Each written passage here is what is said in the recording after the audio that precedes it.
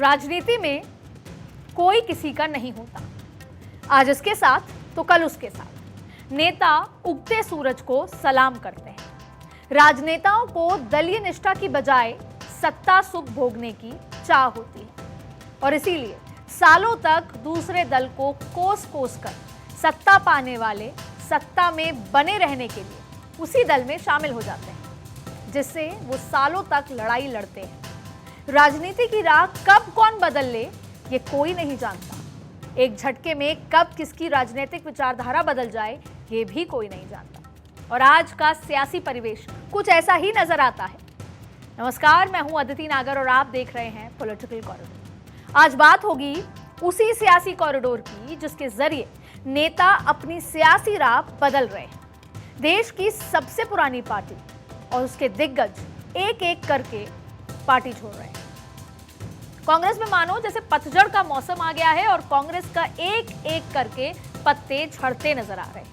24 के चुनाव से पहले कांग्रेस का कुनबा और राहुल गांधी की टीम बिखरती नजर आ रही है। जहां एक तरफ राहुल गांधी भारत जोड़ो न्याय यात्रा लेकर देश में कांग्रेस की जमीन को मजबूत करने निकले हैं, तो दूसरी तरफ कांग्रेस छोड़कर उनके ही वरिष्ठ नेता जो परिवार के सबसे करीबी माने जाते थे बीजेपी का दामन थाम रहे हैं या फिर एनडीए में शामिल हो रहे हैं, दूसरी पार्टी में चले जा रहे हैं और जिससे कांग्रेस की इमेज पे काफी ज्यादा असर पड़ रहा है। मतलब साफ है कि कांग्रेस को झटके पे झटका लग रहा है। उनकी पार्टी के नेता ही उनको झटका दे रहे हैं। लेकिन जो कांग्रेस छोड़कर बीजेपी में जा रहे हैं उनका क्या हो रहा है? क्या जिस चाह में उन्हें पार्टी छोड़ी वो चाहत उनकी पूरी हो भी रही है? ऐसे में कुछ सवाल हैं जिनका जवाब हम ढूंढने की कोशिश करेंगे। और पहला सवाल है कि बड़े नेता कांग्रेस में जो थे, जो अब कांग्रेस से दूरी बना रहे हैं, बीजेपी में जा रहे हैं, क्या उनकी इच्छा पूरी हो रही है? दूसरा सवाल जो बेहद महत्वपूर्ण, आरपीएन से लेकर अशोक चौहान तक किस किस को क्या क्या मिला, क्या इनाम बीजेपी ने दिया? तीसरा सवाल, पद की लालसा में बदल रहे पाला, 24 में पहनेंगे जीत की माला?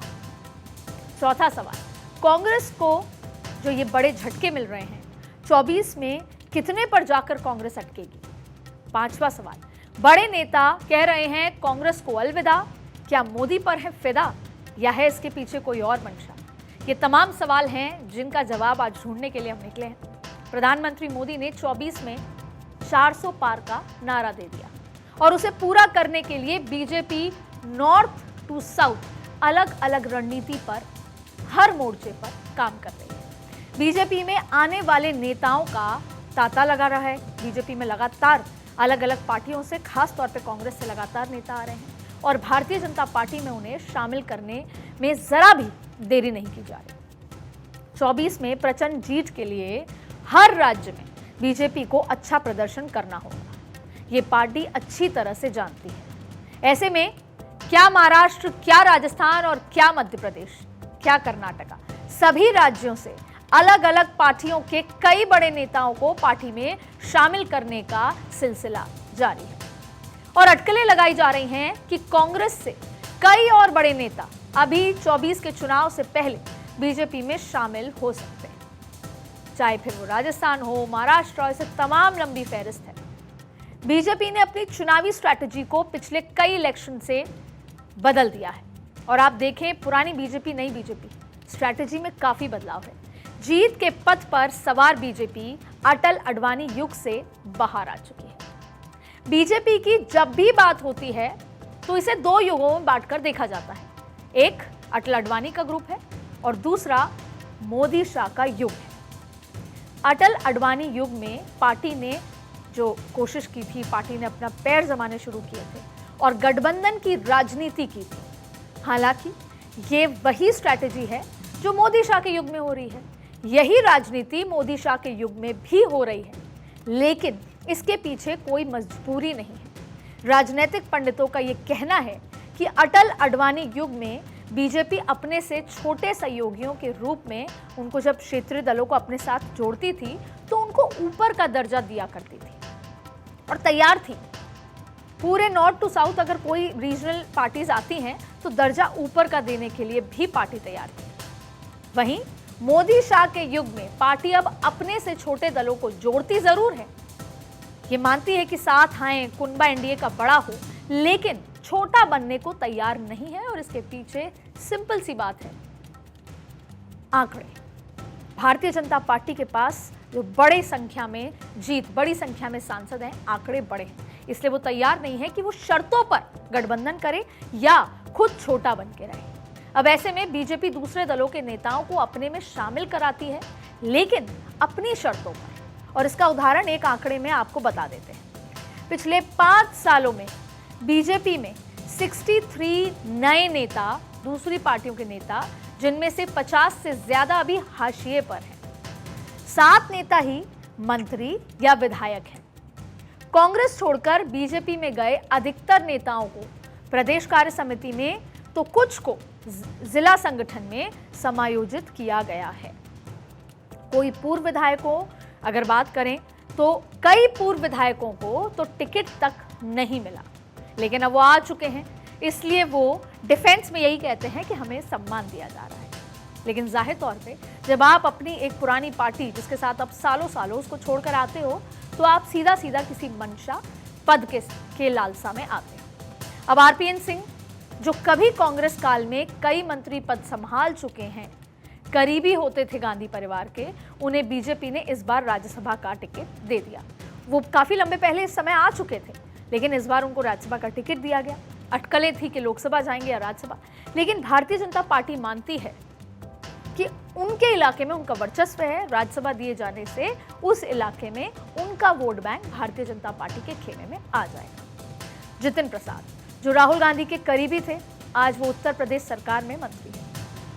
कुछ दिन पहले कांग्रेस के कद्दावर नेता और महाराष्ट्र के पूर्व मुख्यमंत्री अशोक चौहान, और अगर उनका एरा याद करें तो यशवंत चौहान, तमाम तरीके के, जो भारतीय जनता पार्टी में अब अशोक चौहान आ गए, लेकिन उनके पिताजी उस युग में कांग्रेस में डिफेंस मिनिस्टर रह चुके हैं, वो बीजेपी में शामिल हो गए हैं और उन्हें भी पार्टी ने राज्यसभा भेज दिया। ज्योतिरादित्य सिंधिया, नारायण राणे केंद्रीय मंत्री का पद संभाल रहे हैं। वहीं 2015 में कांग्रेस छोड़कर बीजेपी में आए हेमंत बिस्वा शर्मा असम के मुख्यमंत्री का पद संभाल रहे हैं। तो 2016 में बीएसपी छोड़ बीजेपी में शामिल हुए ब्रजेश पाठक, तो जब ये आए थे तो काफी ज्यादा हंगामा हुआ था।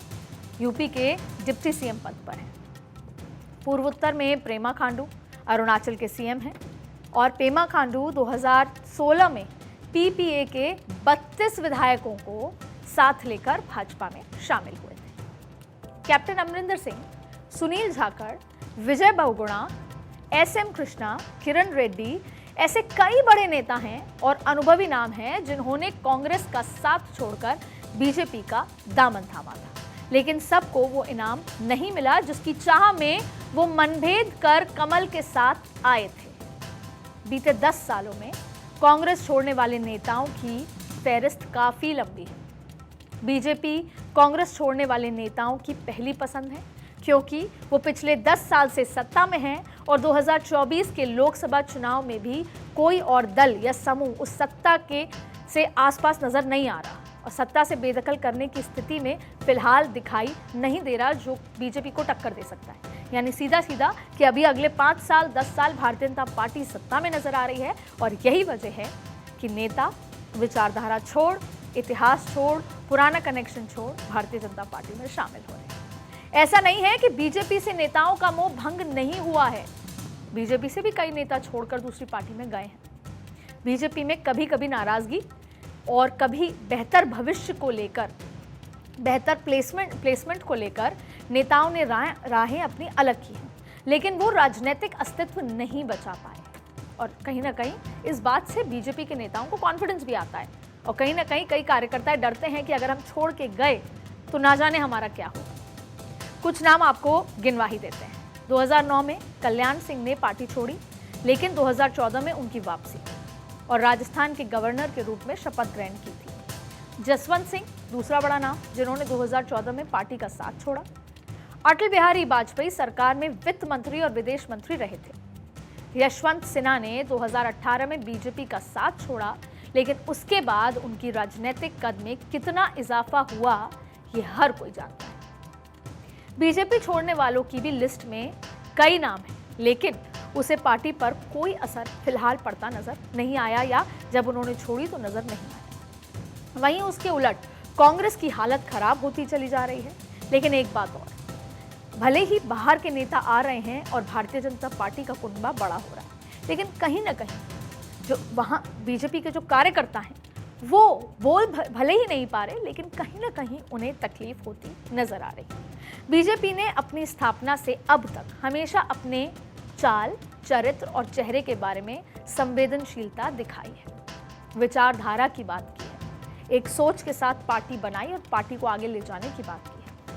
अब ऐसा ना हो कि दूसरी पार्टी से आने वाले नेताओं की भीड़ में बीजेपी का चेहरा गुम हो जाए, जिसका खास ध्यान रखा जा रहा है, कोशिश की जा रही है, जिसका उदाहरण मैं आपको आगे दूंगी। कार्यकर्ताओं पर थोड़ा असर है, जिसका मैं जिक्र कर रही थी। दरअसल होता क्या है, जिस इलाके में वो लगातार काम कर रहे हैं, अब वहीं पर अगर कांग्रेस से, जिससे वो लगातार लड़ाई कर रहे हैं, वो आ जाते हैं तो कहीं ना कहीं मन जरूर छोटा होता है। हालांकि भारतीय जनता पार्टी जिस तरीके से मध्य प्रदेश, छत्तीसगढ़, राजस्थान, जो 2024 से पहले परसेप्शन के चुनाव थे, उसमें तीनों ही राज्यों में पुरानी लीडरशिप को पीछे कर कार्यकर्ताओं को बड़ी जिम्मेदारी दी। मुख्यमंत्री पद पर राजस्थान में एक वर्कर, एक कार्यकर्ता को मुख्यमंत्री बनाया, और अगर उप मुख्यमंत्री का भी देखें तो जाति समीकरण के साथ साथ कार्यकर्ताओं को जिम्मेदारी दी। तो बाहर से लाए हुए नेताओं को राज्यसभा और अपने ही कार्यकर्ताओं को बड़े पद देने के जो ये बैलेंस है, वो पूरी कोशिश की जा रही है, जिससे कार्यकर्ता नाराज नजर नहीं आए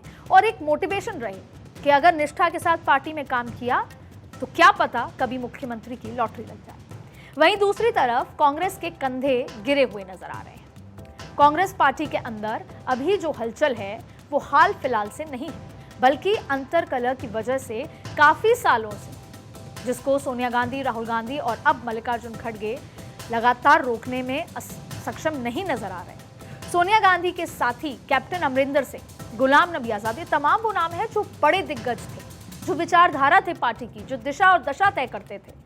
रीता बहुगुणा जिनकी उत्तराखंड से आती हैं। तो वहीं राहुल गांधी की लगभग टीम, जिसमें सिंधिया, जितिन प्रसाद, मिलिंद देवरा जैसे बड़े नाम आज बीजेपी या उनके सहयोगी दलों के साथ हैं, और जब वो बीजेपी के पाले में चले गए तो लगातार राहुल गांधी को टारगेट भी करते हैं। राहुल गांधी की भारत जोड़ो न्याय यात्रा के दौरान महाराष्ट्र में 1 महीने में 3 नेताओं ने पार्टी का साथ छोड़ा। और टाइमिंग देखिए आप, एक तरफ न्याय यात्रा जो भी भारत को जोड़ने की बात करती है, वहीं पार्टी अपने लोगों को जोड़ नहीं पा रही। कहीं ना कहीं ये राजनीतिक मैसेज है जो भारतीय जनता पार्टी जनता को देना चाहती है। जो ये 3 नेता थे, तीनों नामों में से एक महाराष्ट्र के पूर्व मुख्यमंत्री और कांग्रेस के वरिष्ठ नेता अशोक चौहान। 12 फरवरी को पार्टी से इस्तीफा दिया, और इससे पहले 8 फरवरी को महाराष्ट्र में बाबा सिद्दीकी ने इस्तीफा दिया। तीसरा नाम मिलिंद देवरा, लंबे समय से नाराज चल रहे थे और जिन्होंने पिछले महीने 14 जनवरी को इस्तीफा दे डाला। और इस ब्रिगेड में नेताओं में सचिन पायलट जैसे एकाध गिने चुने नेता जो बच गए, और ये माना जा रहा है कि अभी सचिन नहीं जाना चाहते। कांग्रेस को नया झटका राजस्थान में तब लगा जब आदिवासियों के बड़े नेता महेंद्रजीत सिंह मालविया ने घर वापसी कर ली और वो बीजेपी में शामिल हो गए। अब देखिए, कांग्रेस के नेतृत्व में कई विपक्षी पार्टियों ने मोदी विरोध में इंडिया गठबंधन खड़ा किया था, और एक समय था जब काफी जोश था। जब महाराष्ट्र में बैठक हुई, पटना में हुई, तब एक जोश नजर आता था और लगता था कि एक विपक्ष है, एकजुट हो गया, 2024 का चुनाव बड़ा रोचक होने वाला है। लेकिन चुनाव से पहले ही इंडिया गठबंधन टूटता बिखरता नजर आ रहा है। जयंत चौधरी बीजेपी के साथ जा चुके हैं। नीतीश कुमार इंडिया गठबंधन की दूरी, बार बार हम ये बात कहते हैं, लेकिन महत्वपूर्ण बात है, फिर पलटी मार चुके हैं और साथ में है बीजेपी के। शिवसेना और एनसीपी तो टूट चुकी है। दोनों का नेतृत्व जिनके पास है वो कांग्रेस के खिलाफ है। पश्चिम बंगाल, जम्मू कश्मीर, पंजाब और केरल में गठबंधन का सिंगल उम्मीदवार का फॉर्मूला विफल हो चुका है। लेकिन अब इंडिया गठबंधन कई झटकों से उभरती हुई पटरी पर लौटती नजर आ रही है, बार बार कोशिश कर रही है। लेकिन लौटती क्यों नजर आ रही है उसका आपको बात बताते हैं। इसकी शुरुआत उत्तर प्रदेश से हुई, जहां की 80 सीटों पर समाजवादी पार्टी और कांग्रेस के बीच सीट शेयरिंग की घोषणा की गई। यूपी में कांग्रेस 17 सीटों पर चुनाव लड़ेगी। गठबंधन के तहत अन्य बची हुई 63 63 सीटों पर समाजवादी पार्टी और गठबंधन के अन्य उम्मीदवार होंगे। यानी कि जो एक हवा था सीट शेयरिंग कैसे होगी, वो अब पटरी पर आती नजर आ रही है। समाजवादी पार्टी को वाराणसी सीट पर प्रत्याशी बदलना होगा, क्योंकि ये सीट कांग्रेस के खाते में। कांग्रेस को रायबरेली, अमेठी, कानपुर, नगर, फतेहपुर सीकरी, बांसगांव, सहारनपुर, प्रयागराज, महाराजगंज, वाराणसी, अमरोहा, झांसी, बुलंदशहर, गाजियाबाद, मथुरा, सीतापुर, बाराबंकी और देवरिया सीट मिली है। अब माना जा रहा है कि कांग्रेस महासचिव प्रियंका गांधी की सपा प्रमुख अखिलेश यादव से बातचीत के बाद दोनों दलों में आपस में बातचीत हुई और सीटों के नाम पर समझौता हो चुका है। सबसे महत्वपूर्ण बात है, मध्य प्रदेश में भी अखिलेश की पार्टी और कांग्रेस साथ में चुनाव लड़ रही हैं। मध्य प्रदेश की कुल 29 लोकसभा सीटों में से 28 सीट पर कांग्रेस चुनाव लड़ेगी, जबकि खजुराहो की एक सीट समाजवादी पार्टी को दी जा चुकी है। देखिए, यूपी में गठबंधन के ऐलान के बाद अब कुल 221 लोकसभा सीटों पर इंडिया गठबंधन के सिंगल उम्मीदवार खड़े होते दिख रहे हैं।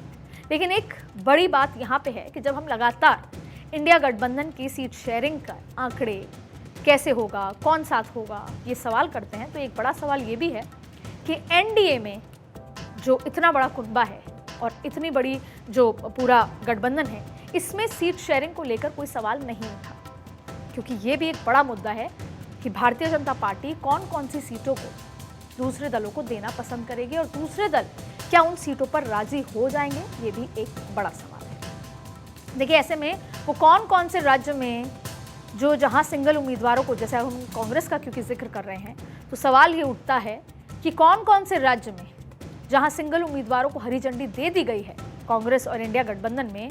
आपको ये भी बता देते हैं कि यूपी की 80 सीटों पर, तमिलनाडु की 39 सीटों पर, बिहार की 40 सीटों पर, महाराष्ट्र की 48 सीटों पर और झारखंड की 14 सीटों पर इंडिया गठबंधन का सिंगल उम्मीदवार चुनावी मैदान में उतर चुका है। लेकिन अभी फिलहाल एनडीए की तरफ से इस तरह की कोई भी बात बाहर नहीं आई है, लेकिन भारतीय जनता पार्टी प्लानिंग में मजबूत है, आगे रहती है, इसलिए अंदरूनी तैयारी चालू है। अब अगर क्योंकि हम इंडिया गठबंधन की बात कर रहे हैं, तो महाराष्ट्र में कांग्रेस, एनसीपी, शरद पवार और शिवसेना उद्धव ठाकरे के बीच सीट शेयरिंग को लेकर कई दौर की बातचीत हो चुकी है। यहां सीट शेयरिंग का मसला सुलझ गया है, ये माना जा रहा है, और जिसकी औपचारिक घोषणा होनी अभी बाकी है। तमिलनाडु में डीएमके और कांग्रेस के बीच गठबंधन बरकरार है। वहां कमल हसन की पार्टी को साथ लाने की पूरी कोशिशें हो रही हैं। उन्हें लोकसभा या राज्यसभा की एक सीट देने पर भी चर्चा चल रही है। अब बात बिहार, झारखंड में ज्यादा उलझन नहीं है। नीतीश के जाने के बाद बिहार में कांग्रेस, आरजेडी और लेफ्ट के बीच सीट शेयरिंग होनी है। संभावना है कि 3 मार्च को सीट शेयरिंग का ऐलान भी हो जाएगा, क्योंकि उससे पहले 29 और 1 को एक बड़ी बैठक होनी है, बैठकों का दौर होना है सीट शेयरिंग को लेकर। वहीं झारखंड में कांग्रेस, जेएमएम और आरजेडी के बीच गठबंधन है। झारखंड में गठबंधन की सरकार है। बिहार और झारखंड दोनों राज्यों में राहुल गांधी की भारत जोड़ो न्याय यात्रा में सहयोगी दलों के नेता यात्रा में शामिल हो चुके हैं। ऐसे में यहां सीट शेयरिंग को लेकर ज्यादा दिक्कत नहीं है। जहां सीट पर सहमति नहीं बन पा रही है, वहां पर भी बैठक होनी है और फिलहाल चर्चा होनी है। इंडिया गठबंधन के सामने सिर्फ सीट शेयरिंग की चुनौती नहीं है, सबसे बड़ा चैलेंज कुछ और भी है। सीट शेयरिंग पे वो धीरे धीरे काम कर रहे हैं, लेकिन सबसे बड़ा चैलेंज राम लहर और मोदी लहर, मोदी का चेहरे को पार पाना है। मोदी ने 2024 के लिए 400 सीटों का टारगेट रखा है और इस टारगेट को अचीव करने के लिए बीजेपी हर लेवल पर मजबूत नजर आ रही है। और ऐसे में इंडिया अलायंस को तो सबसे पहले अपना अलाइनमेंट ठीक करना होगा। मोदी से लड़ने के लिए कोई नई रणनीति तैयार करनी होगी, तभी जाकर वो 24 में फाइट करते नजर आएंगे। जहां एक तरफ नरेंद्र मोदी ने 400 का टारगेट रखा है, वहां कांग्रेस से जुड़े सूत्र बताते हैं कि कांग्रेस इस बार 52 से 100 के आंकड़े को छूना चाहती है। लेकिन क्या वास्तव में कांग्रेस की जिस तरह से रफ्तार है और रणनीति है, क्या वो 100 का आंकड़ा छू पाएगी? ये एक बड़ा सवाल।